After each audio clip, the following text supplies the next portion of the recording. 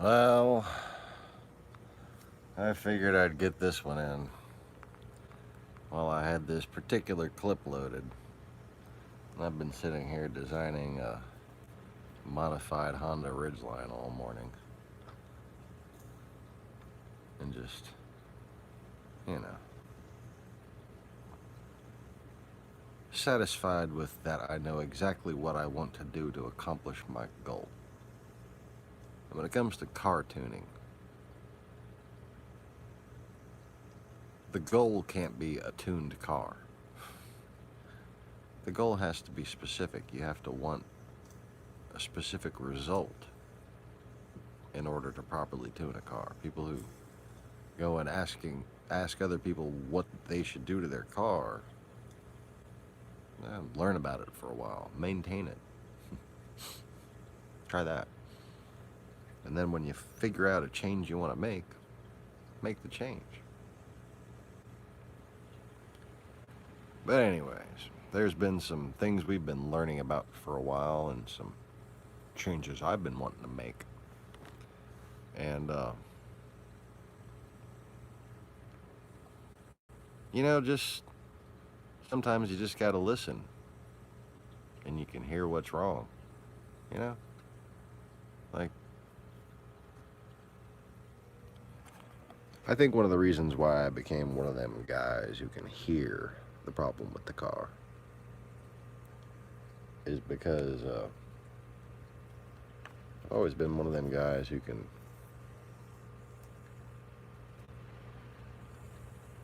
just kind of hear possibilities.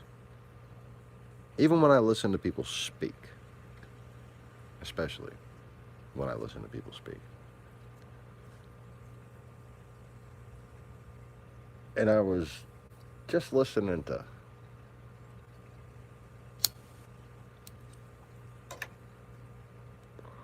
Ronald McDonald Jr.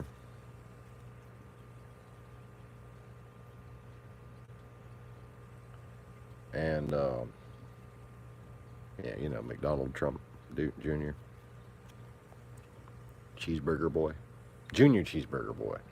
Junior Cheeseburger Boy.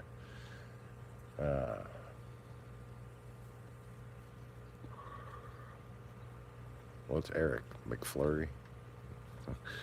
Anyways,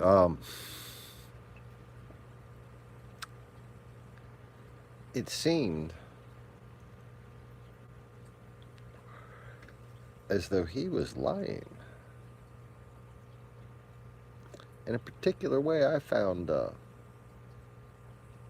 rather recognizable. It's almost like a tell of his. It's a certain precision and confidence in which he says something that is a false confession. He has a tick when he gives a false confession. Dingo! Don't start. Go on. Lay down.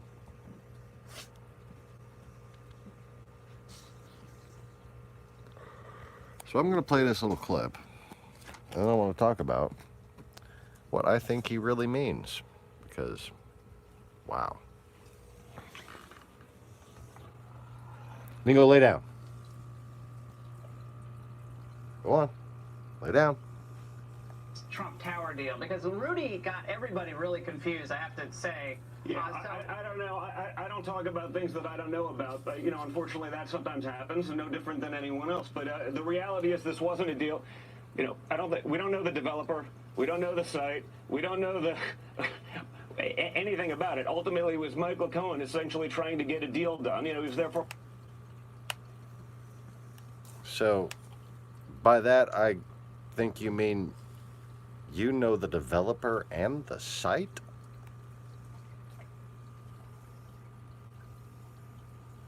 Confused, I have to say. Yeah, I don't know. I don't talk about things that I don't know about. But, unfortunately, that sometimes happens, and no different than anyone else. But the reality is this wasn't a deal. We don't know the developer. We don't know the site. We don't know the anything about it. Ultimately, it was Michael Cohen essentially trying to get a deal done. He was there. Also, let him keep on going. For a long time, he wasn't exactly a deal guy. Didn't bring too many to the table, so I don't think anyone took it all that seriously. But Michael Cohen's happens, no different than anyone else. But the reality is, this wasn't a deal. You know, we don't know the developer. We don't know the site. We don't know the anything about it. Ultimately, it was Michael Cohen essentially. He was picturing the site in his head just then. That's why he left.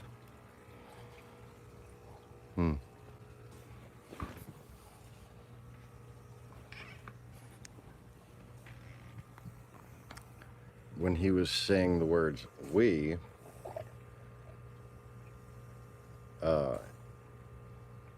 don't know the developer,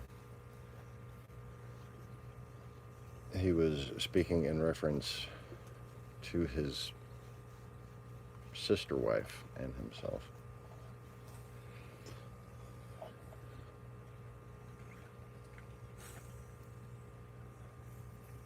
His wife, too.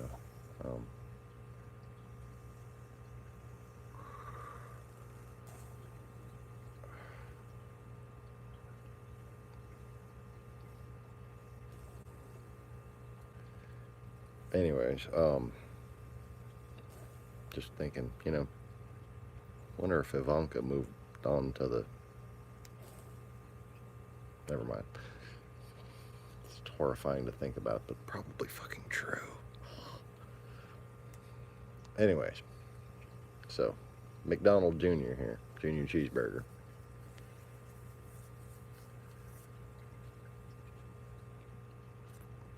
From his tone, from his eyes, from his visualization, I get that he and his wife actually visited the site. But only he knows the developer.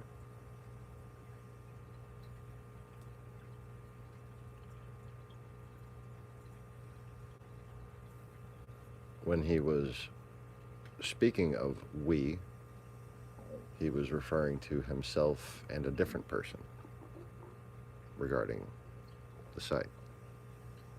When he was speaking of the developer, it was I would be the truth. So technically we don't know. I know, but we don't know.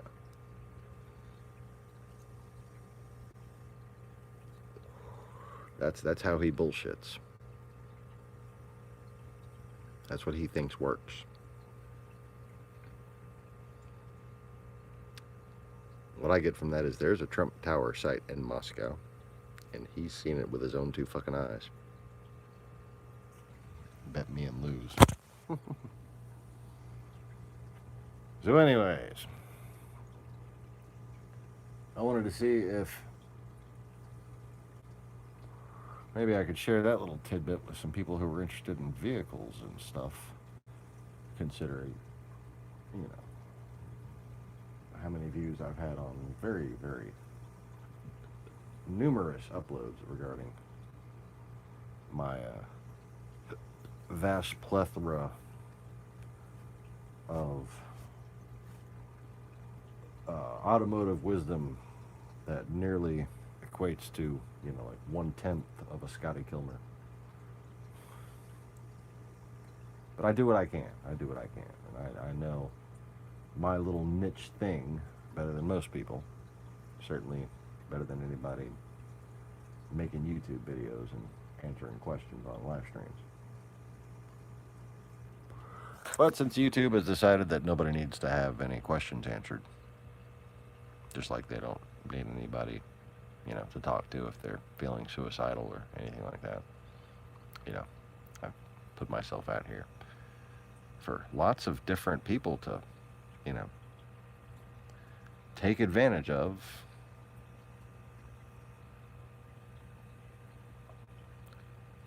Thinking YouTube wasn't a fraud. Yeah, I forgot. But anyways,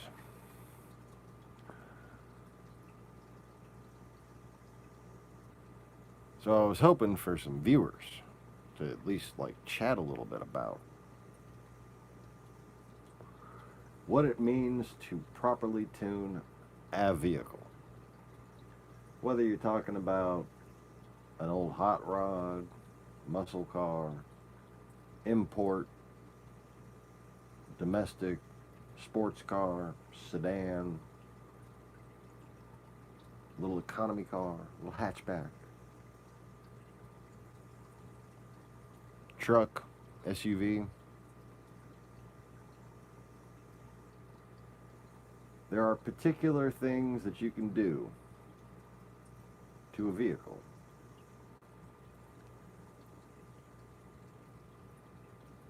that may or may not, quote unquote, improve them. But there are a lot more things you can do to a vehicle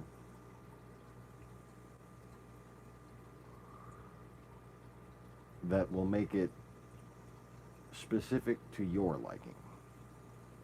Okay? Now,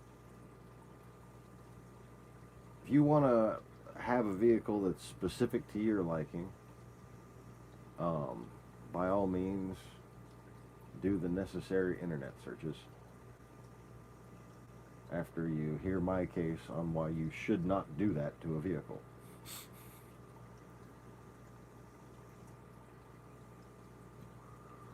And by all means, go ahead, have fun. If you got the money, you got the time, have fun. But there's two reasons why, if you modify a car, you want to be very careful to make sure that you are improving it for everyone, not customizing it for yourself. Okay. These two reasons are, number one, resale value. It's just this simple. Not everybody's going to like what you like. Not everybody likes big, giant, crazy sound system in the back. Some people need to put groceries in there and shit, Not everybody likes low, hard, stiff suspension. Not everybody likes big rims and thin profile tires. And chances are, whatever you did to your interior, nobody but you really likes that. If you got one of them lowered cars with the thin profile rims and your bright lime green paint or some shit,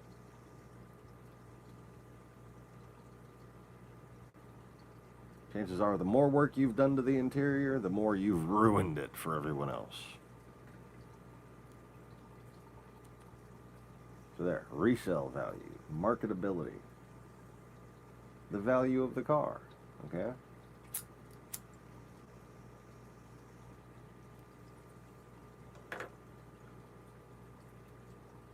You never know when you need to sell your damn car. Might have a medical bill. Something like that. Emergency. And when it comes to restoring a valuable car, I'd hope that you weren't restoring a piece of shit, a notorious piece of, just a recycling job waiting to happen, basically. Let those fuckers go get scrapped like they should be. But the few goodies, the ones that they never should have stopped making, you want to go and put money into those. You need to put money into them in a way that you're going to get as much of that money back as possible. And, not only does it just make sense to do that, but it keeps your wife from yelling at you as much. As much. She'll find something to yell out about. Beaver Springs, Pennsylvania.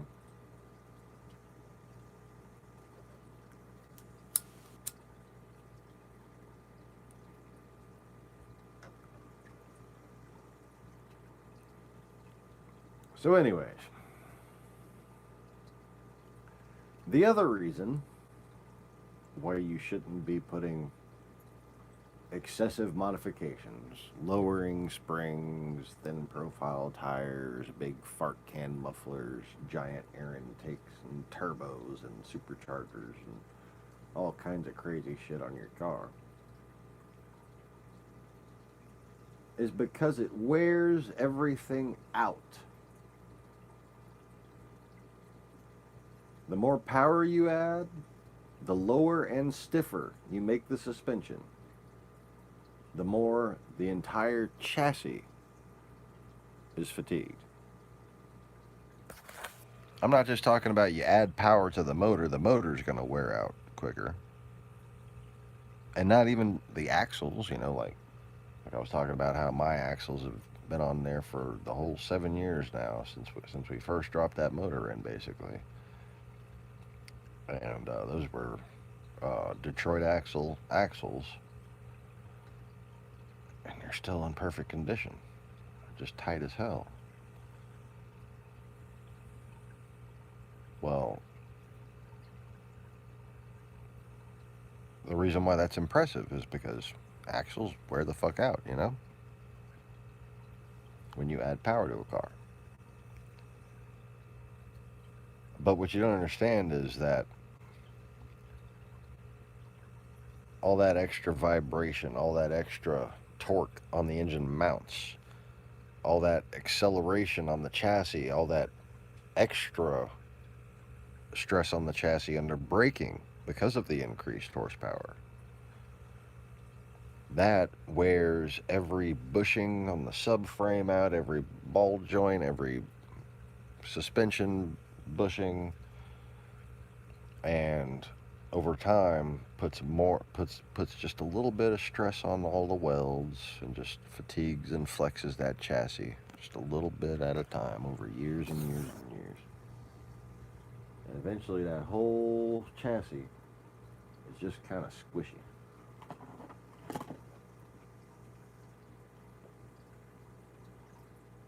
So if you want a chassis to stay nice and flexible, nice and firm,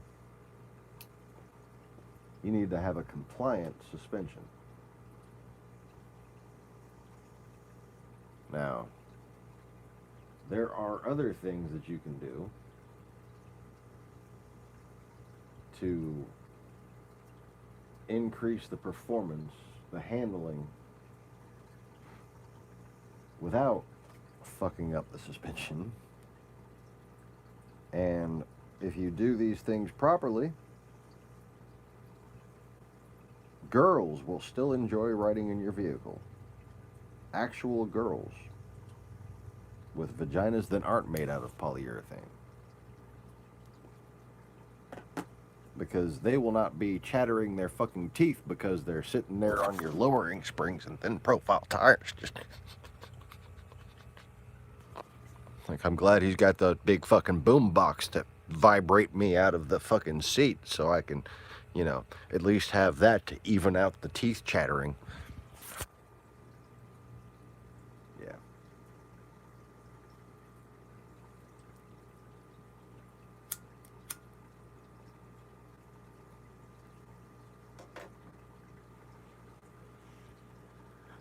That's why yobs eventually just go to motorcycles anyways, because,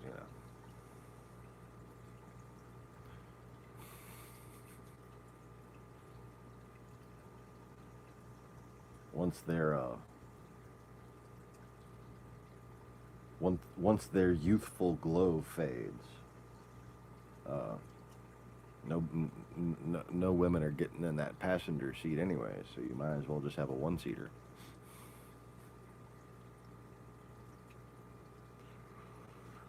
And then you can go just put a biggest fart can as you want on there and just rev the shit out of it. And it just won't matter because it's a fucking motorcycle.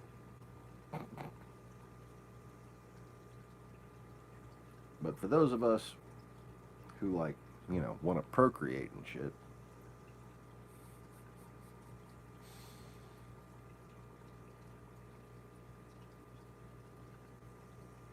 actually, want to have a woman who's not constantly in arguments with her mom about you being no good for her.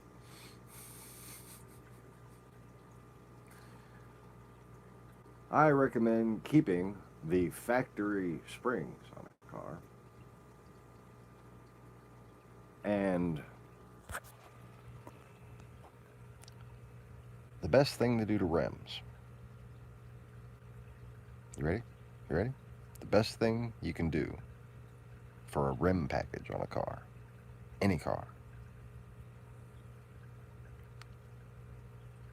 is find a used set of factory fucking rims for that car. And if that's not good enough, you may, depending on the car, have other options. Go based on the lug profile. Go within that manufacturer. Maybe within that model of car, different years, as long as they have the same lug pattern. And you might get the same general size tire with a wider profile. Okay? Now, here's the deal. Some people might have alarm bells going off thinking, if I put a wider rim on there, won't the tires rub? No. Because you don't necessarily have to put a wide enough tire to make them rub. You can go, and this is important enough by itself that I should just go ahead and write it up as well. Okay, so on a tire, there's basically two things that matter.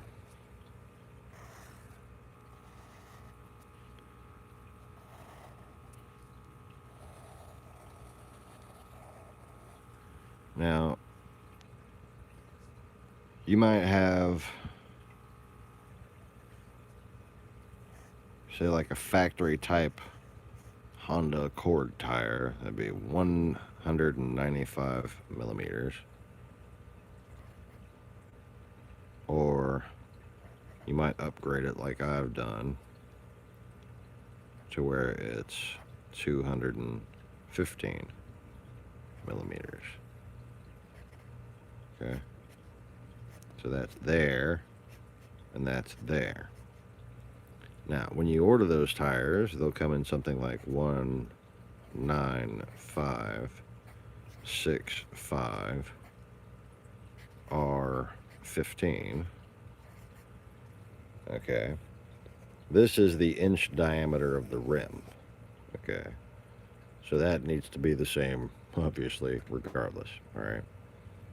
But these numbers here, basically the common rule is if you go up a step there, so if I went to 205 right there,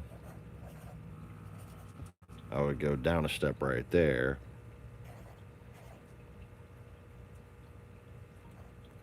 and then because this height would decrease as this width increased, I would not have rubbing when the wheels turned. Okay. And also it's about the, if you look at it, you know, on the rim itself, the tire is like a little donut.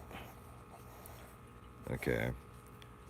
Oh, I'm drawing while looking through the camera right now.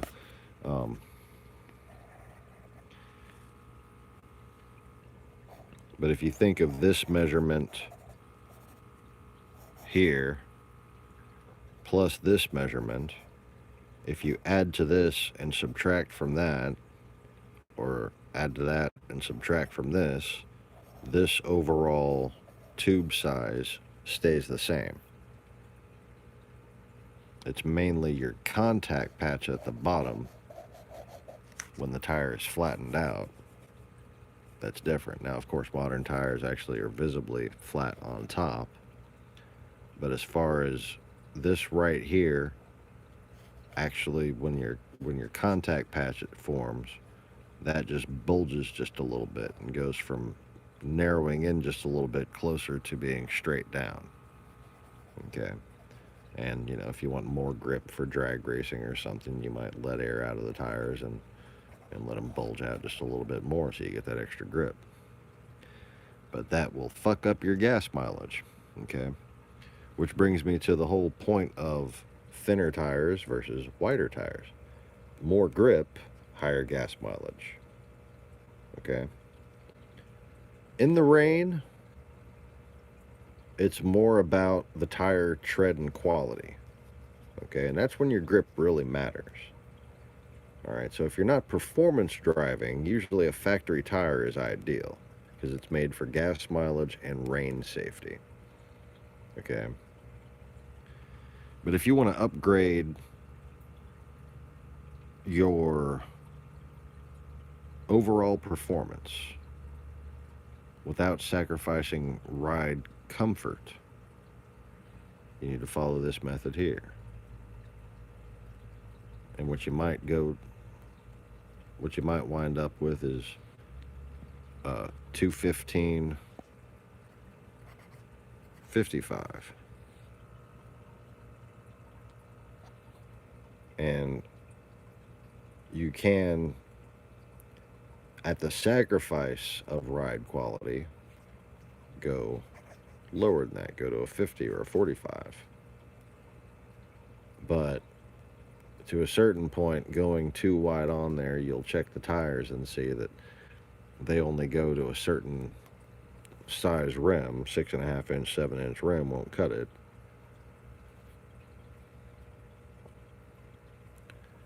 And what happens is, instead of being an even donut, you wind up with little stretching tires like this. And that is going to fall the fuck off the rim. Okay.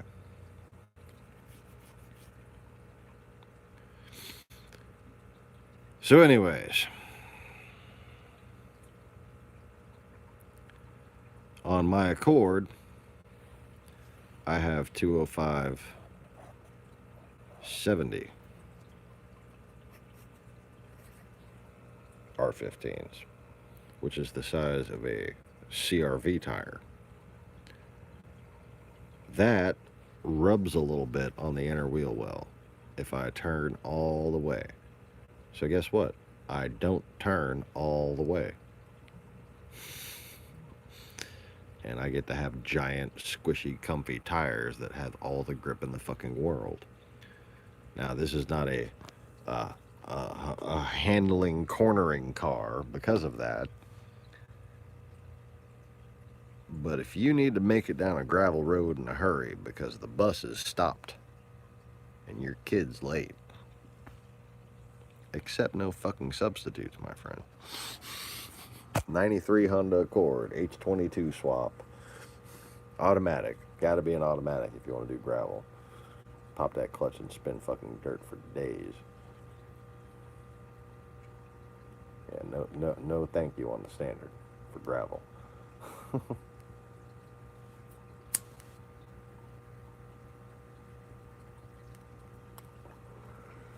You see, Honda automatic transmission actually work really good on gravel and slidey shit because they're based on four-wheeler transmissions. Oh.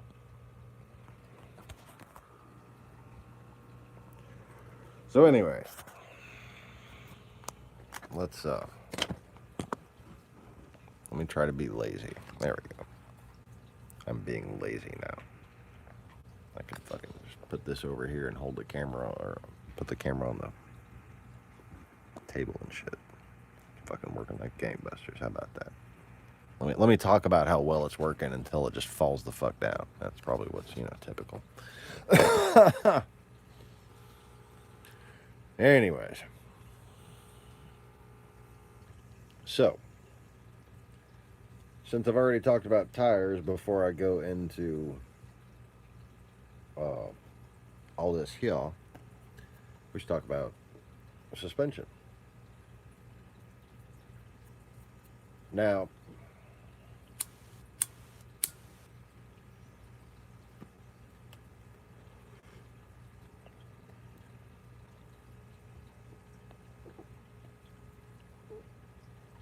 Here's the deal.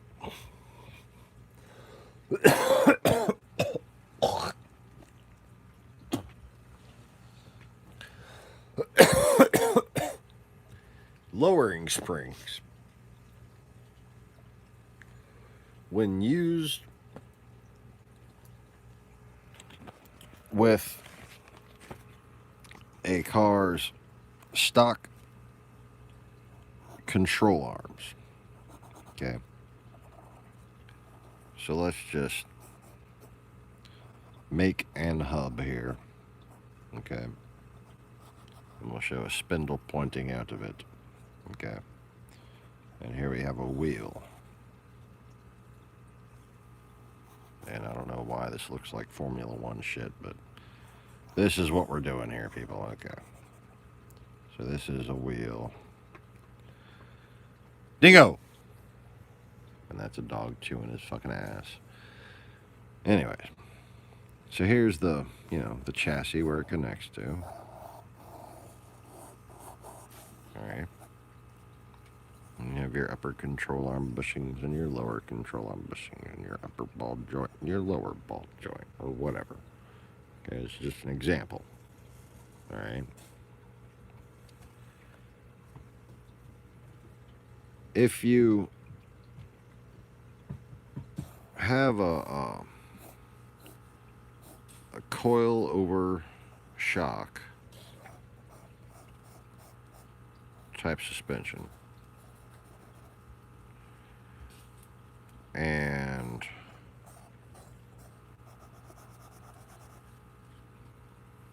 you want to lower your car to make the rims tuck really well between the car and the and like to have that nice effect where the wheels like that and the car's like that, okay, again drawing while looking through the camera, but you get the idea, okay, as opposed to a stock wheel setup that always has a little bit of an arc on that. Come on. Always has a little bit of that extra space on top. Okay.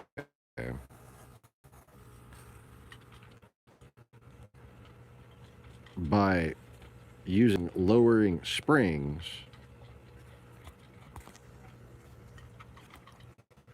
do not lower your car. Now, chances are you didn't understand correctly what I just said, but you probably heard me, but I'm going to repeat it and maybe you'll understand it again. If you want to use lowering springs to get that nice pretty effect right there, do not use them to lower your car. Do not lower your car. Yeah, don't use them to lower your car. Oh, I guess that's a little clearer. But they're lowering springs, Sean. What the fuck do you mean, don't use them to lower your car? Don't lower your car, but I want to lower my car. But don't lower your car. But I want to, but don't. If you want to lower your car, don't lower your car. Here's what I mean by that.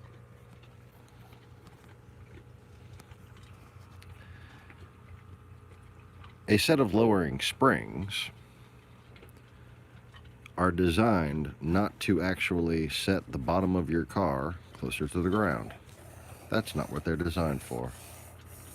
That's what adjustable coilovers and track setups are for. Okay? Lowering springs, T&S, IBOC, those kind of actual lowering springs, the reason why they give you 1 inch, 2 inch, is so you can add that number to this when you get your new rims. If I get a 17-inch rim, how much do I need to lower my car by?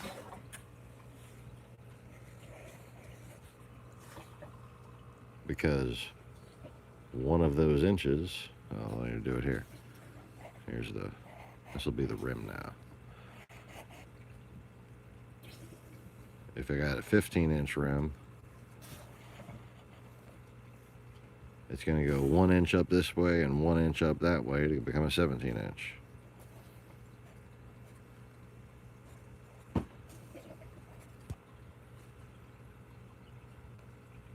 So to make this centered geometrically, if I'm making that wheel go down physically 1 inch, I need to put, in order to get the same amount of tire on there, okay, I need to make this go down 1 inch. And then this wheel will sit here, but the bottom of it will sit in the same place. So it'll be nice and tucked in up here. It'll move from down here to up here. Be all nice and tucked in. But the bottom is bigger. Okay. So when you get rims and you don't use lowering springs, that's when you get that fucking high water effect. Then this whole thing gets bigger without getting lowered, and you get that car that looks like it's designed to ride through a flood. And you know, if you live in a neighborhood that floods, that's okay. That's why black people do that, because their fucking neighborhoods flood, because America's kind of shitty.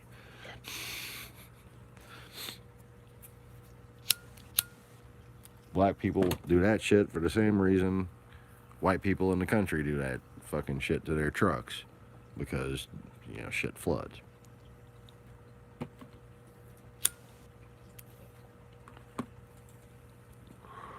It's just in the country, you got old pickup trucks lying around. In the city, you got old Cutlasses and Monte Carlos lying around. What you gonna do? Anyways, so if you want true performance, you want to lower your car, actually lower the car. The only way to do that properly, with or without a simple lowering spring, okay, either with a lowering spring or with an actual adjustable coilover kit, is by changing out these parts here. You need an adjustability here and an adjustability there, because what's going to happen is as this gets lower, when your car has to sit on it, it's going to bow in. The shock absorber is going to want to push it down further because it's going to be smaller. And the shock absorber is going to want to go to a certain length, and then this is going to be sticking too far out. This is going to be, or this isn't going to be, these are going to be wrong, and you're going to need to adjust them.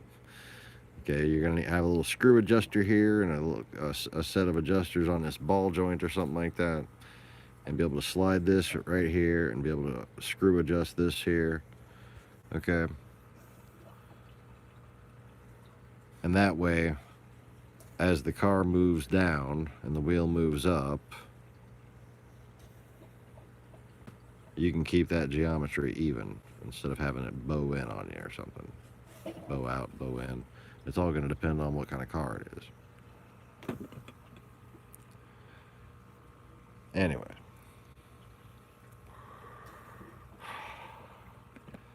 So, whether or not to get lowering springs and, you know, if you want lowering springs and thinner profile tires and small wheels to go fast in it like an import, you need to change the control arms out so you can adjust those for your alignment. All right. But if you want to get coilovers, if you're thinking about getting adjustable coilovers and you don't have a shop, you know, if you're not somebody who's going to change them out all the time, don't get them. Just don't get them. Because they're way too rough on your car.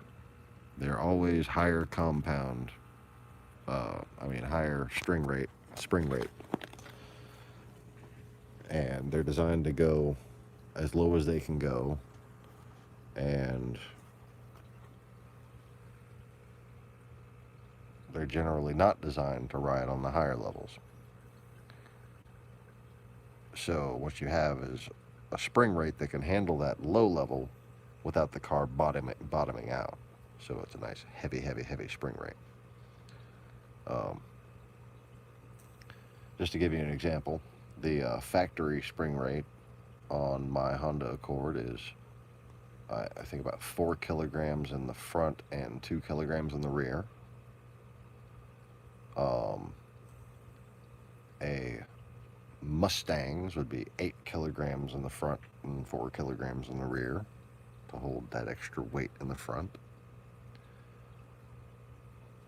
Those are Ford racing Mustang springs, by the way, 8 and 4. The factory's probably like 5 in the front, right? But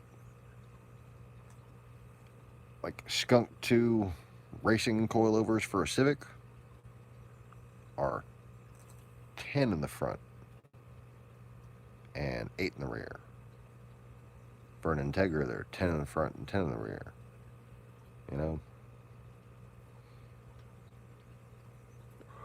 Now, as far as that goes, the higher the rear spring rate, the more oversteer.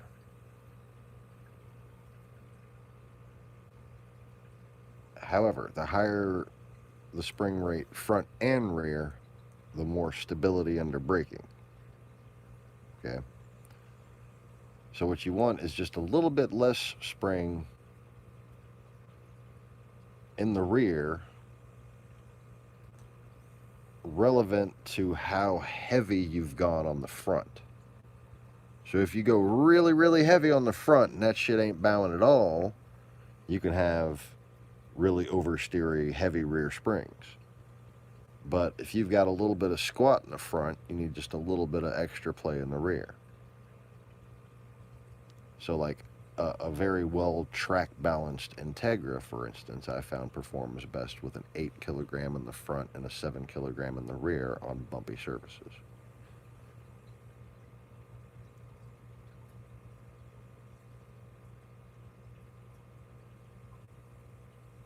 That's like an endurance racing setup, basically.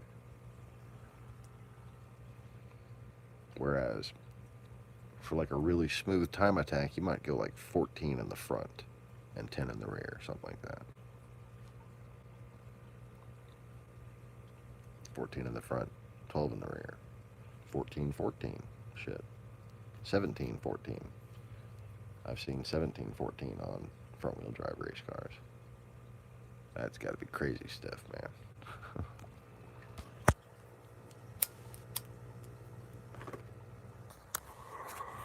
Now then you have your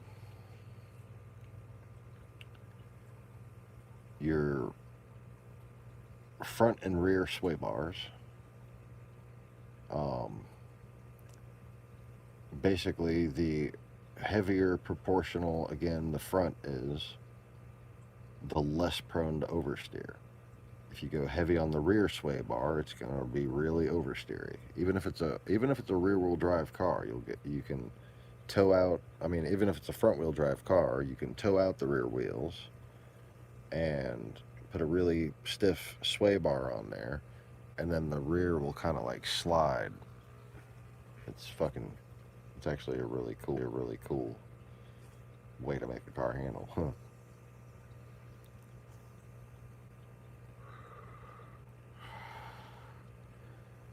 But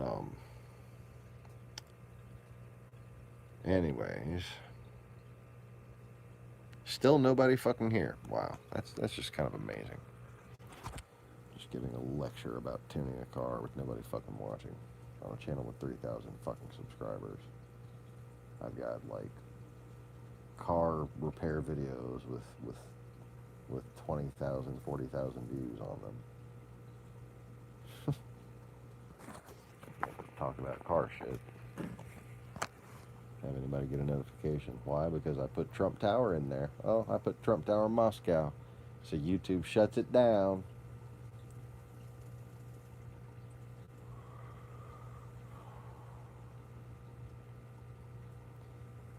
Anyways.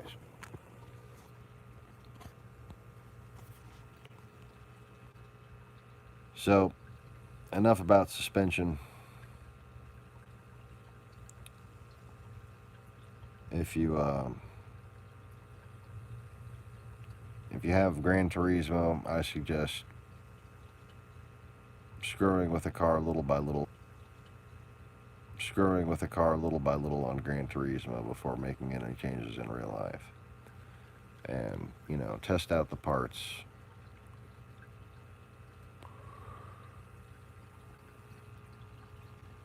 See if there's a handling improvement.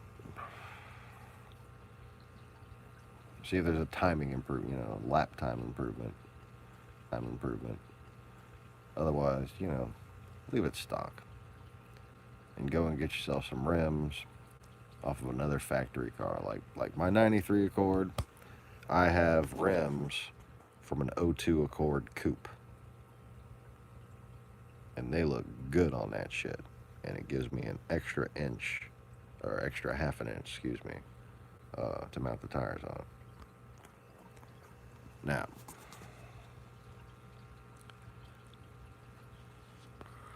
when it comes to the engine,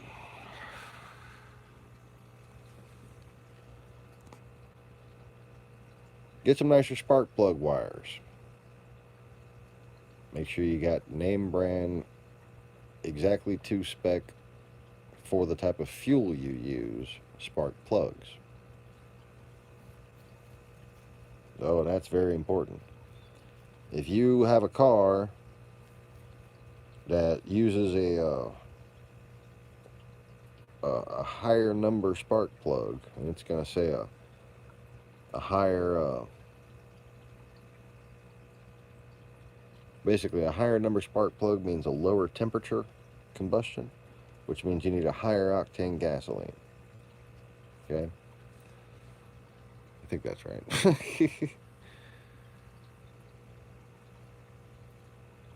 So, whatever spark plug you have in there, make sure it's the factory spark plug. Make sure somebody didn't replace it with something that was close in an older car. That can be a problem, because they might have tried to fuel tune something. And you want to make sure that it's using the right spark plug for the type of fuel that you use.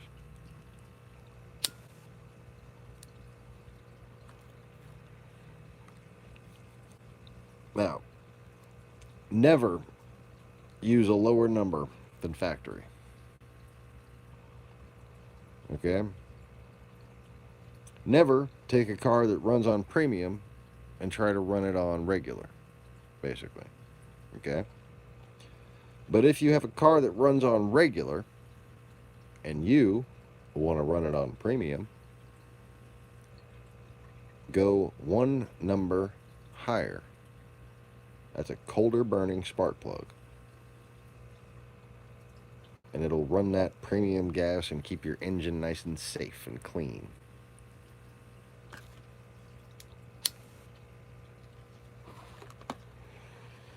So that's a little tip that, well, really only a motorcycle parts manager like myself would know. I like to manage my parts. I mean, what? Motorcycle parts, yeah. Anyway, so air in, fire out. Air good, fire bad. Yeah, that's how a motor works.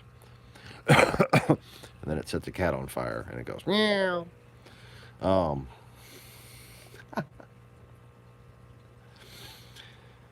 Anyways, so the first place to look when trying to improve the performance, the wires that go to your spark plugs and the spark plugs themselves.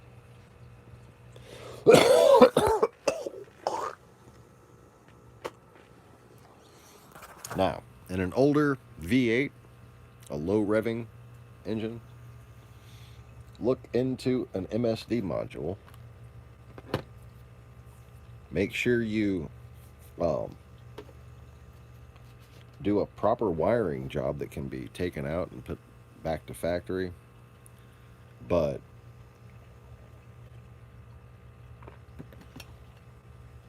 you can run an MSD 6A just for fuel mileage, basically. Just to make the car work a little better.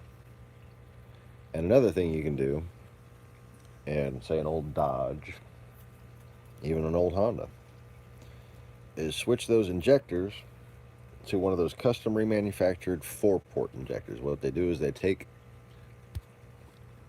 a 4-port Porsche tip, a Bosch 4-port tip, and they made it to whatever the injector was before, and then that injector becomes a 4-port injector. And what it does is it has a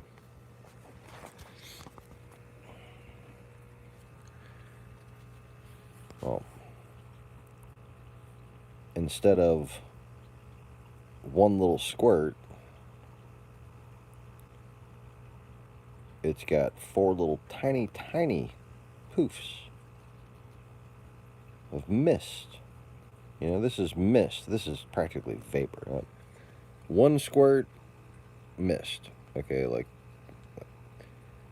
and after as the injectors get old, it's like a trickle. You know, really old injectors stop making the fine spray. That's why the gas mileage gets so horrible.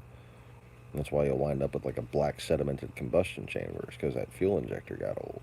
Okay, and fuel injector cleaner isn't going to restore the tip. Okay, this tip here, this spray nozzle,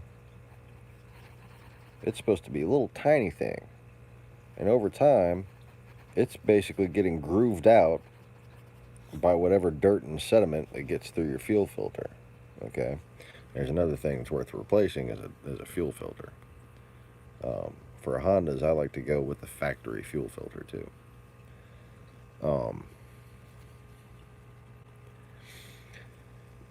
But you can replace those fuel injectors and get a finer mist from, and this is, you know, bottom up look, you know, like looking from here up at the fuel injector. Instead of having the 1 port, you've got 4 finer ports. Okay. And these getting clogged one at a time seems to me like it's a better form of redundancy. They're going to be individually less likely to groove and more likely to pass whatever it is without a problem, because it'll be able to work its way out slowly, get melted by the solvent instead of being forced through and grooving it. Because if one of these gets clogged, guess what? The pressure goes to the other 3. And it's still 3 of them, 2 of them. As long as it's the opposite 2 and not these 2 right here, I would suppose. And even then, if these 2 are on the intake side, still 2 of them would work better than 1. So that's why I put 4-port injectors on my old Honda VTECs. They fucking work like gangbusters.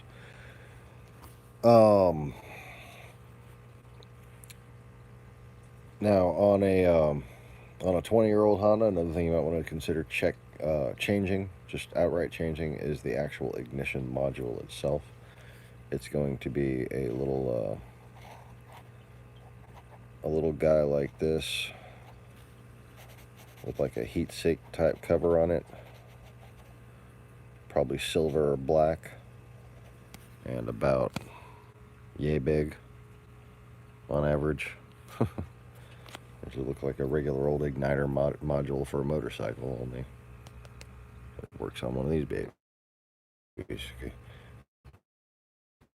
Bigger, the most expensive but next most wise thing to do to your engine is a stroker kit to make the engine itself physically bigger. Oh yeah. Here, let me hold that thought over here. There we go.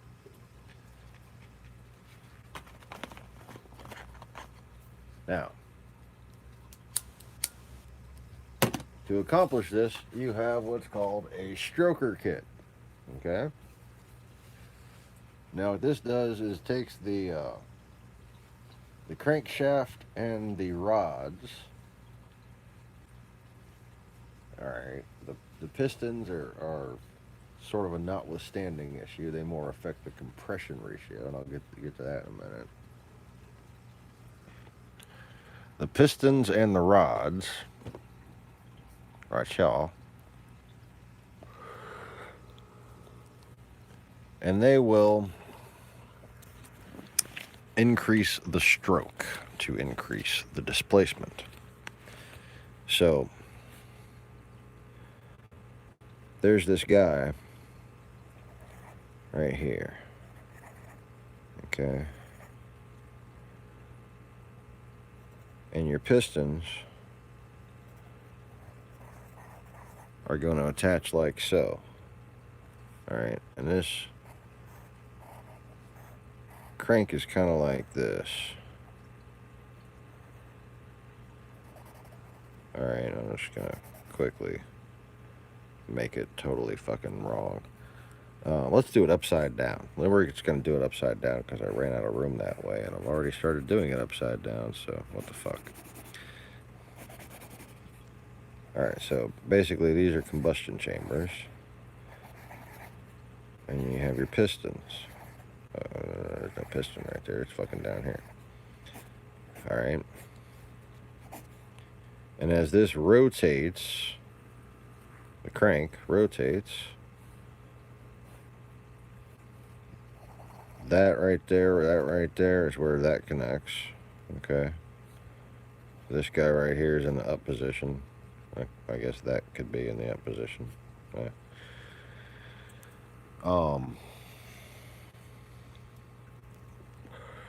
Those valves would not be open though. Anyways. So what happens is your crank, if you decrease the size of this rod and increase this part of the crank, when it goes down, it'll go further down, sucking in more air. Okay, and that's called increasing the stroke. So that's basically the stroke is the travel of the piston. When you make this longer and this shorter, when this goes all the way down, this goes further down than it used to. Okay. Now, if you do that and you add a turbo, you're going to need to do what's called sleeving the block, because that going so far down is going to create extra lateral stress on the block. But if you don't add a turbo, all you need to do is what's called don't rev it. You now have torque. Okay, so whether or not you do this, again, if you like that low end and then kind of shifting gears with the stick shift,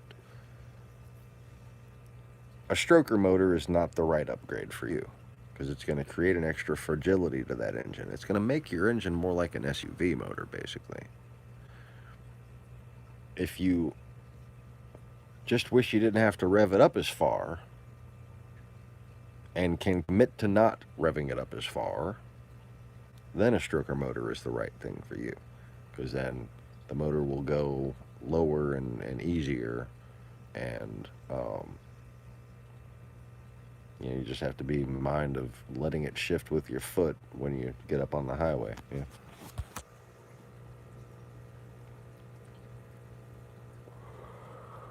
All right. So,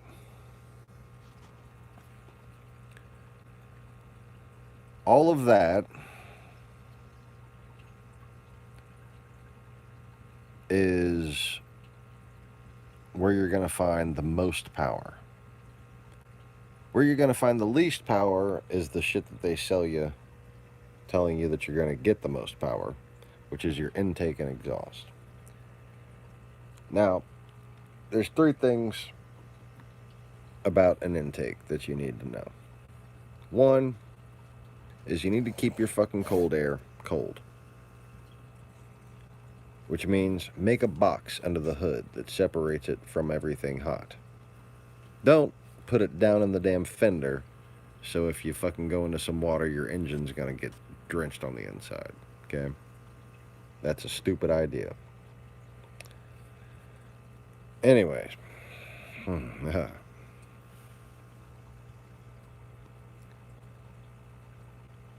The second most important thing,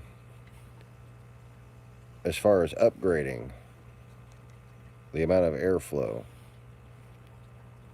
is the quality of this filter and the diameter that it goes into. Okay? Air is kind of squishy. Alright? Just think of it as squishy.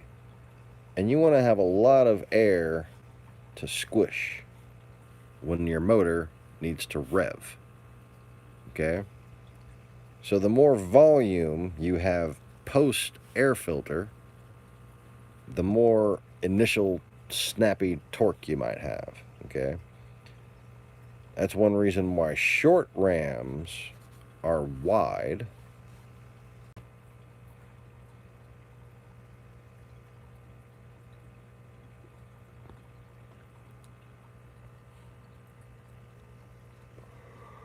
That's why short rams are wide.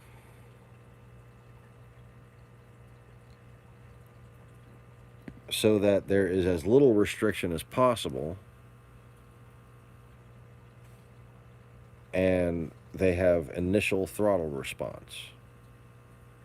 Okay, but short rams aren't good for horsepower. And they're not good for your engine because they suck in hot air, not cold air. You need a box that gets air from the outside. A nice little box. It can be open to the hood with some little garage door seal around the top so you can still see your nice pretty air filter. And it needs some holes with a hose, or just pointed the right way or something. Point it to the front of the car. Have the opening just towards the front of the car. Have all this blocked off towards the back.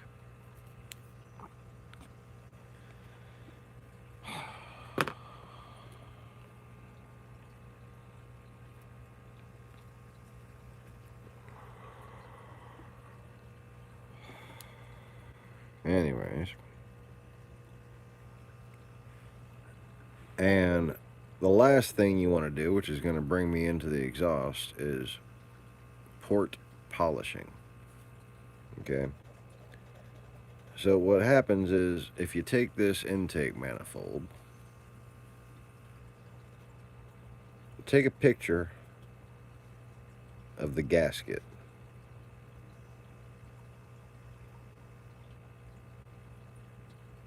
See where the inside of this is bigger than where it mates to. And then file that with the smoothest technology you have available to you and make this wider. And get you a stainless steel gasket with a nice wider opening than stock, with a nice little curve to it, you know. So when you made up your openings, the air flows nice and easy through there. Okay? Same thing on the exhaust side. You want that heat, that fire to flow right out there. Okay? And to keep your engine temperatures down, to keep your under the hood temperatures down, Jegs Racing and Summit and lots of other companies make lava wrap titanium woven exhaust covering that really works good. And you wrap that around your headers. And, you know, obviously upgrading the headers helps a tremendous deal with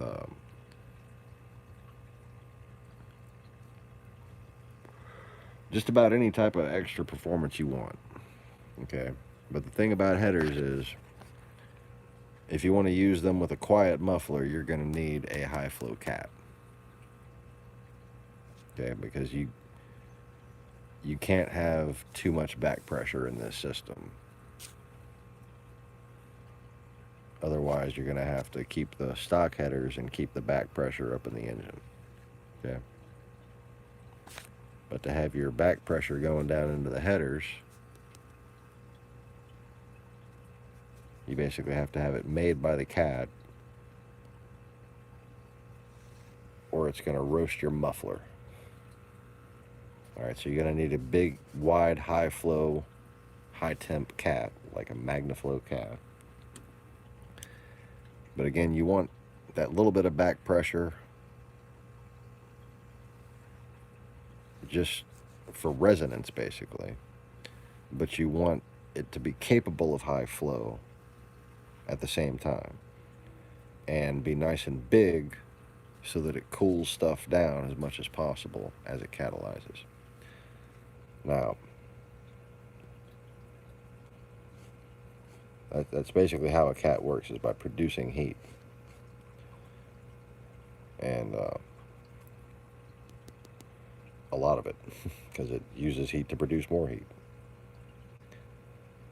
So this is going to have some welds on the inside. Here, actually, excuse me. Here and here and here and here. Okay, not so much down here. You can mess with that one if you want.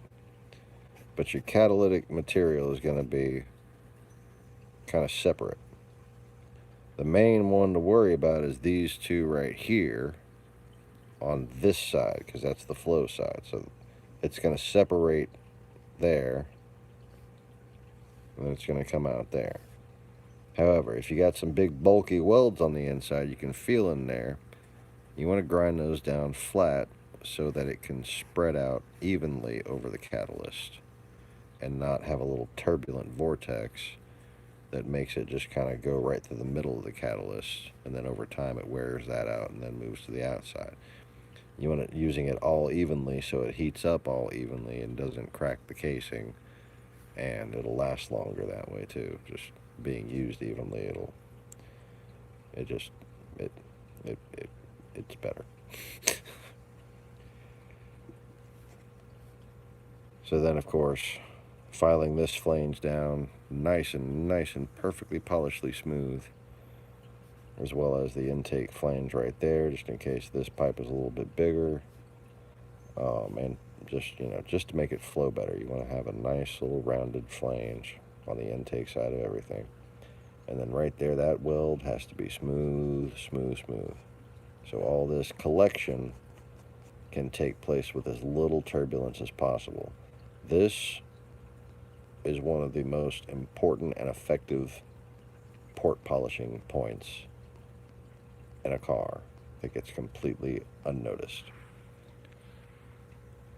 If you have that, you can use a stainless steel pipe and go into what I usually recommend is, if the car came with one tailpipe, find a muffler with two. Nice quiet muffler, just with two tailpipes. That way the muffler doesn't overheat. And that's what causes the mufflers to get all shitty and fall apart. You know, other than salt and rust. So anyways, never more than a 1/4 inch bigger on the tailpipe diameter, unless you have a turbo. I don't like turbos, so I say a 1/4 inch bigger. Or fucking whatever looks good on the headers. Stainless steel is a must. Wrapped is a must. Polished. Port polished.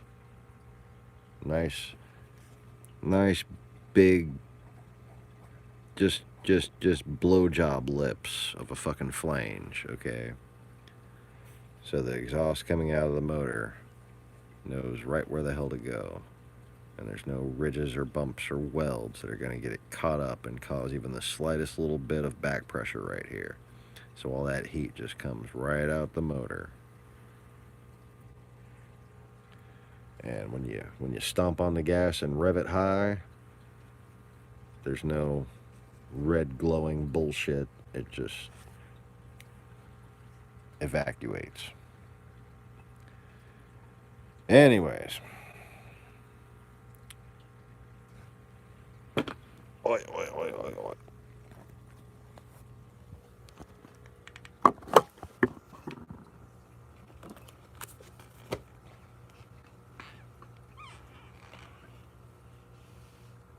So much for fucking chatting, I guess.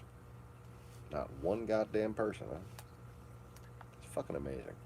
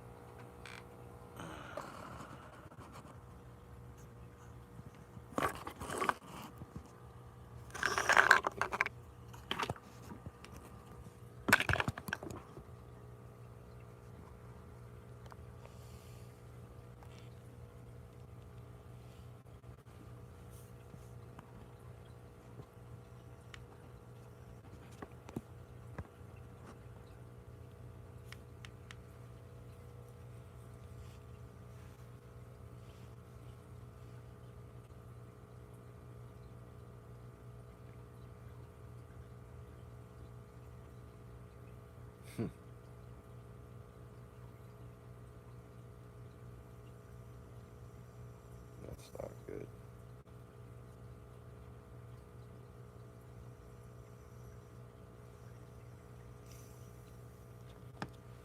There's copper in that sulfide.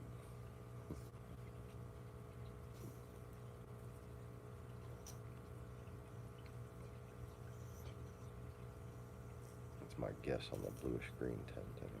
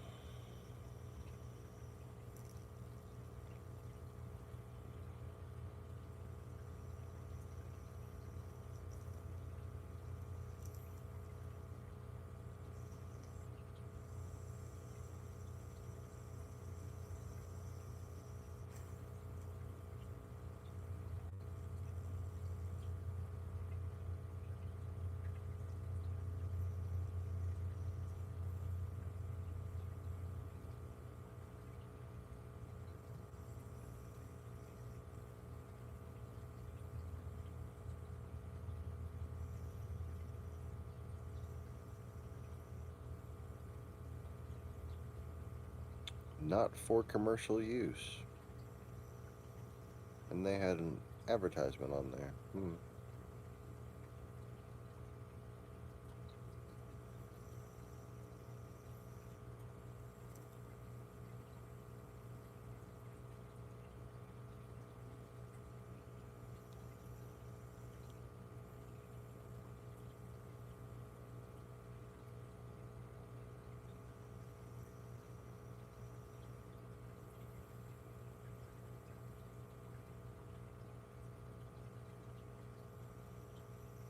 Is that some kind of oil? That's crazy.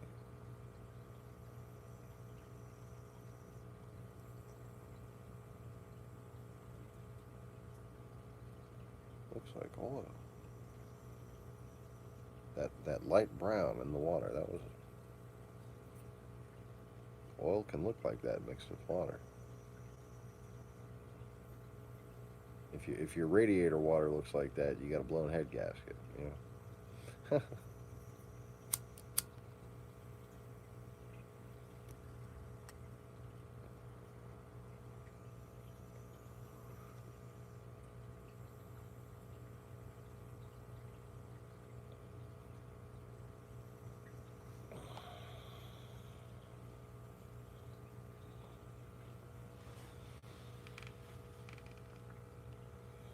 Monsters.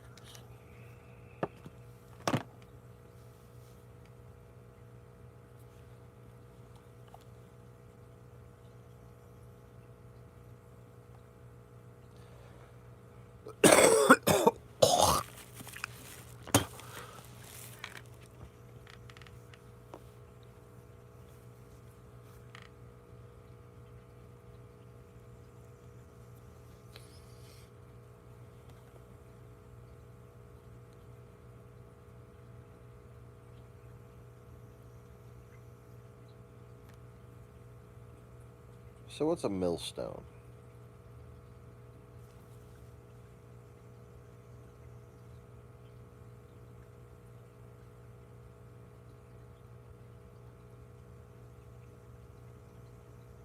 It's a stone for grinding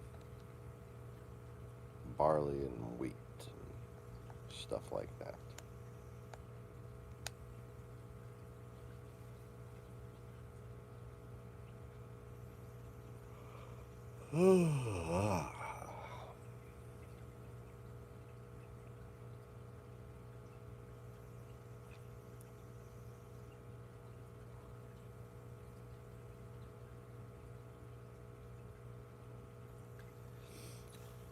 Usually it's going to be a round stone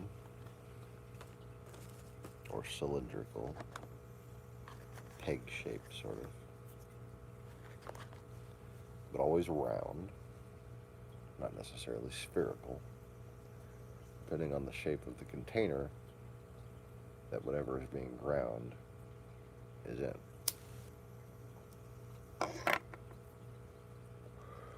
But almost invariably,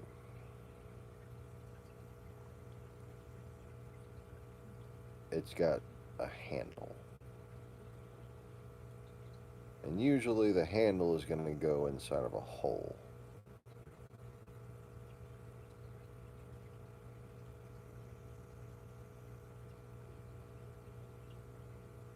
A little hole that you can stick a stick into.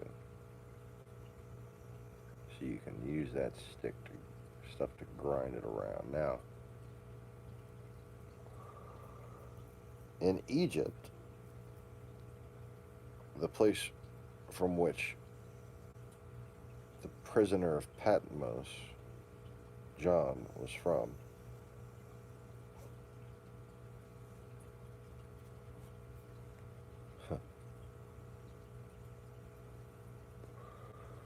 and throughout the Middle East, really,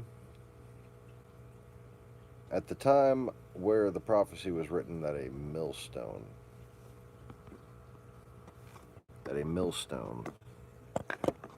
would be what destroyed the earth and whatnot, or destroyed Babylon, excuse me, cleansed the world of them.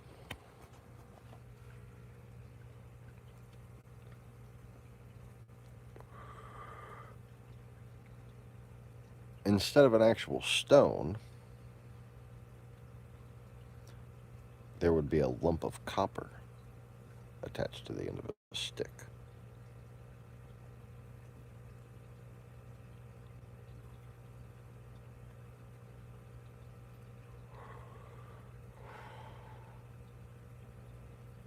Bronze, brass,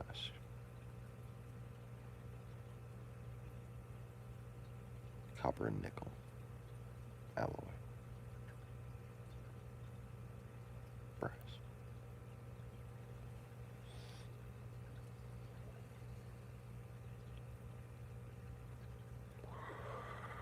But as far as the best raw material,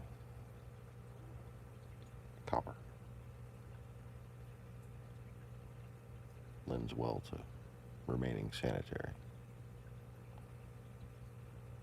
malleable, but tough enough. And easy to manufacture. Copper. And that would be on the, kind of like this. And it'd be used to mill wheat, grain, barley, whatever you had to mill.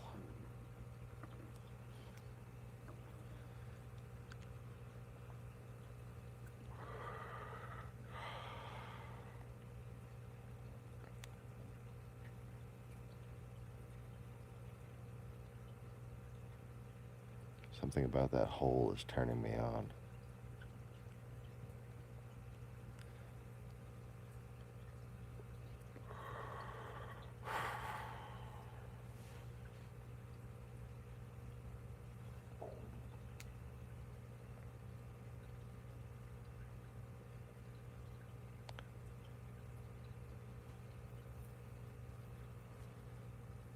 That greenish glow in that mucky pool.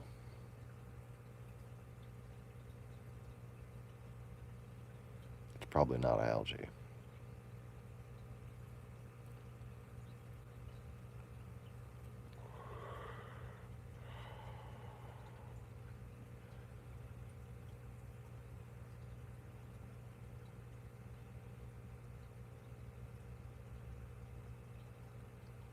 I wonder what kind of large rocks that might get pushed up out of that should it erupt from underwater.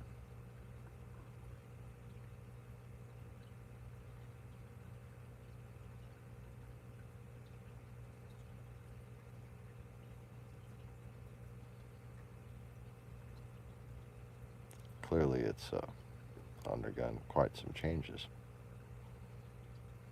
But,